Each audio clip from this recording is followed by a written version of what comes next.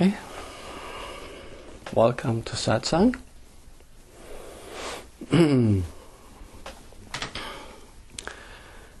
Satsang is about ultimate simplicity, and that's what I'd like to explore today. How simple, really, what we call truth is, the very truth of your being.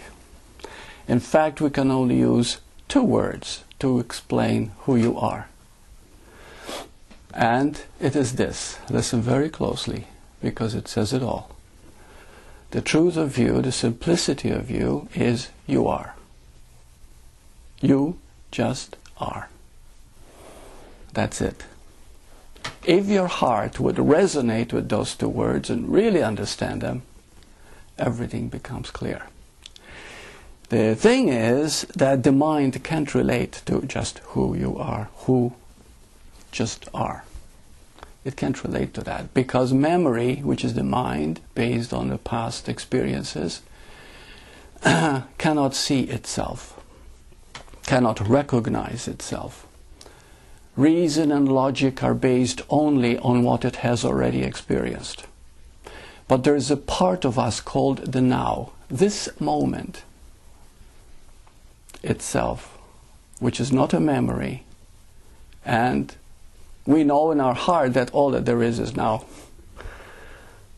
You see? Now, if you were to realize you are the now, and the past is just the past, it's just a memory, then you begin to understand and recognize, because the now is the only thing that can recognize itself. Because the now is silent, the now is. The now has no explanation, and you cannot explain the now. Or you might say, why do you talk in satsang? Use words to go beyond the words, to really know at the very center of our being, to know that which is, you see? And to the extent that we begin to live from that and know that in our heart, we begin to live the truth of ultimate simplicity. Now, what happens is that most people live from the pseudo-self, not the self, the real self. It's called memory. There's nothing wrong with memory, of course not. We need it to survive. But you identify so completely with it, and you reason, and everything is based, conclusions, judgments based on this experience of your past, and then you miss the very essence of your being, which is now. And so you are made up of two aspects, now and memory.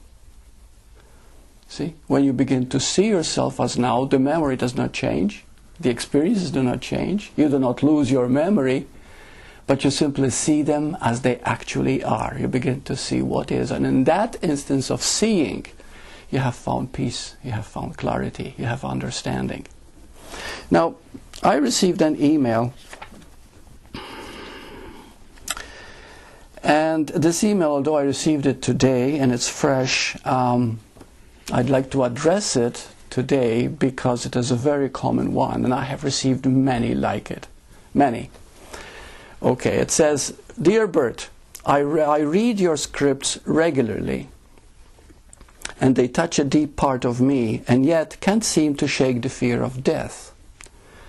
Even now as I write you, I know that nothing you say will make me stop this fear.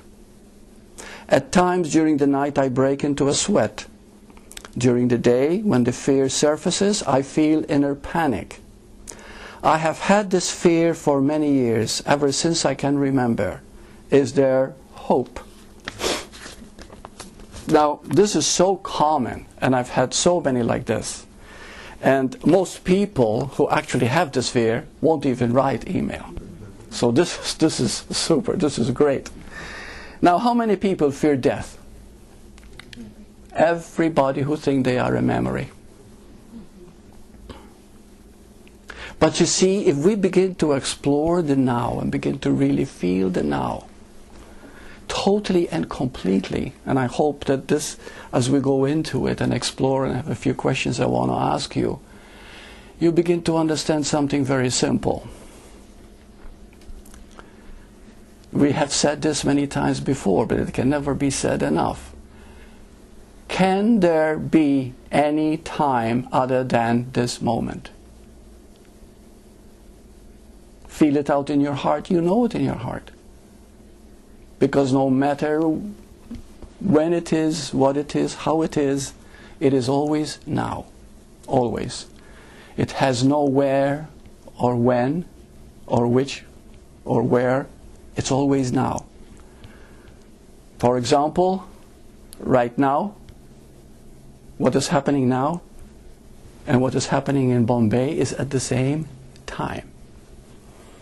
Yet, as far as time is concerned, Bombay could be having breakfast now and we are ready to go to bed. You see what I mean? As far as time is concerned, it's a polar opposite. But as far as now is concerned, it's exactly the same. So time now is absolute. You see? You can never think or feel or know anything other than now. When you begin to understand that, you begin to see that all truth, even from what I experienced in the past, whatever you've experienced in the past, and I've worked as a hypnotherapist for 30 years and I've had many clients, and whatever they experienced in the past, when I have them in a state of total relaxation and I take them to the past, they experience it as if it's in the moment. As if it's in the moment. But it is a recollection of the past. So what is being experienced at the moment is not now. It is the cellular memory of the body carrying that past. Because the body is memory. Please stay with me here. Can you separate the now from memory? You can and you cannot. The two always go together. They're inseparable. You see? And this is what people who fear death do not understand. These two are inseparable because people will say, when the body drops, then I'm nothing. But I have had clients throughout the years who have experienced their grandmother who had died. Some had visions. Some had experienced their dead relatives or whatever. They appeared to them physically. I had a vision of Bhagavan Ramana Maharshi which changed my life. And I saw it so clearly. And yet he had passed away in 1950. But he had the same form. A beautiful, radiant form. So what is it that survives? What is it that dies? What is death? What is life? But you cannot know that until you can empty yourself of the total past and be now.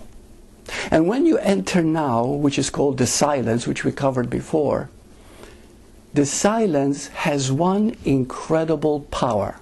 It can recognize itself.